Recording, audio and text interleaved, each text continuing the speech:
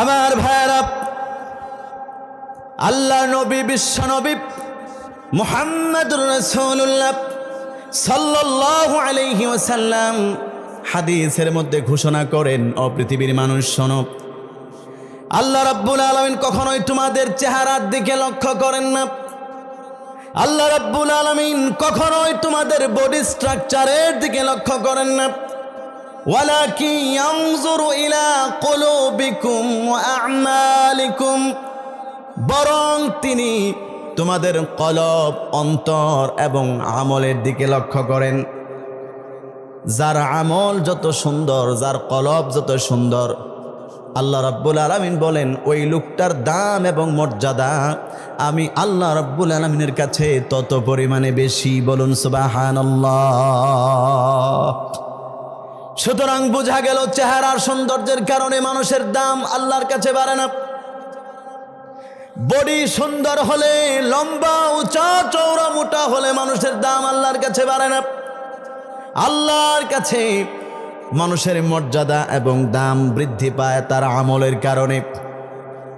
যদি চেহারার সৌন্দর্যের কারণে আল্লাহ রাব্বুল আলামিনের কাছে কোনো রকম দাম পাওয়া যেত, তাহলে নবীজির চেহারার মতোই দেখতে চেহারা আবু লাহাবের কিছু না কিছু মর্যাদা আল্লাহর কাছে থাকতো। কিন্তু আল্লাহর কাছে যেহেতু তার কোনো মর্যাদা নাই, বোঝা গেল চেহারা সুন্দর হলে আল্লাহর কাছে দাম বাড়ে না। কথা বলুন ঠিক কিনা? চেহারার সৌন্দর্যের কারণে দাম বাড়লে আবু লাহাবের দাম বাড়ত।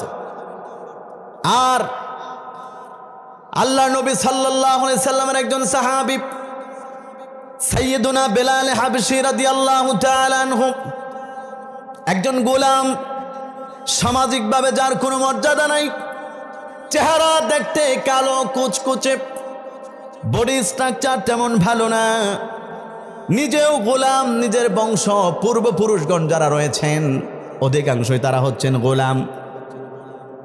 ঐতিহাসিক বিদগণ লিখেছেন এই পৃথিবীর মানুষ যতই কালো হোক না কেন, তার হাতের তলাটা সাদা থাকে, পায়ের তলাটা সাদা থাকে। কিন্তু বেলাল হাবশী রাদিয়াল্লাহু তাআলা আনহু তিনি এমন কালো ছিলেন, এমন কালো কুৎসি চেহারা তার ছিল, হাতের তালা পায়ের তলা পর্যন্ত তার দেখতে কালো ছিল। কিন্তু দাম আল্লাহ তাআলার কাছে কত বেশি।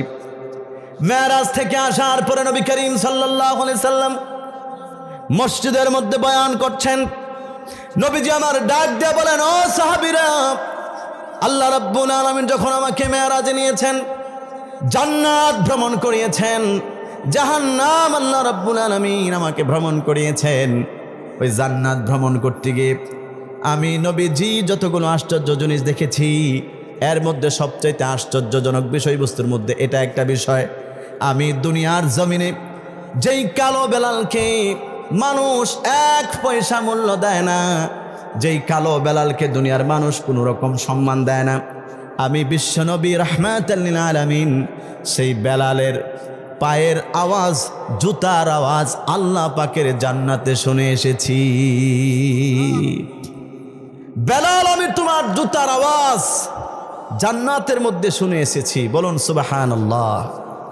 নিজের জীবন কেমন দামি বানিয়েছেন চেহারা দিয়ে না, নিজের জীবনকে এই পর্যায়ে নিয়ে গিয়েছেন যে জান্নাতের মধ্যে আল্লাহ তাআলা নবীজিকে যত অলৌকিক বিষয় দেখিয়েছেন, এর মধ্যে নবী বলেন আমি আশ্চর্য হয়েছি এই বিষয়টা দেখে যে বেলালের জুতার আওয়াজ সেই জায়গায় শোনা যায়, পায়ের আওয়াজ সেই জায়গায় শোনা যায়, অথচ তার দুনিয়ার অবস্থা বিবেচনা করলে দেখেন তিনি একজন সাধারণ গোলাম, 14 গোষ্ঠী গোলাম, মর্যাদা বলতে কিচ্ছু নাই। কিন্তু আবু লাহাবের এত সুন্দর চেহারা, নবীর মতো দেখতে, দূর থেকে লাইটের মতো জ্বলে, কিন্তু আল্লাহ তাআলার কাছে তার কোনো মর্যাদাই নাই। বরং আমরা এই কথা খুব জোর গলায় বলতে পারি, কোরআন এবং হাদিস প্রমাণ করে আল্লাহ তাআলার কাছে একটা কুত্তার দাম আছে, আবু লাহাবের কোনো রকম দাম নাই। কথা বলুন ঠিক কিনা?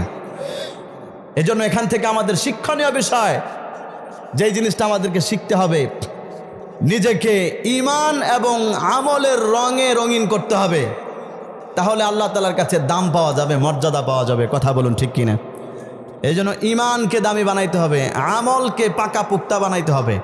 সবাই রাজি আছি না ইনশাআল্লাহ? আল্লাহ তৌফিক দান করুক, সকলে পড়েন আমিন।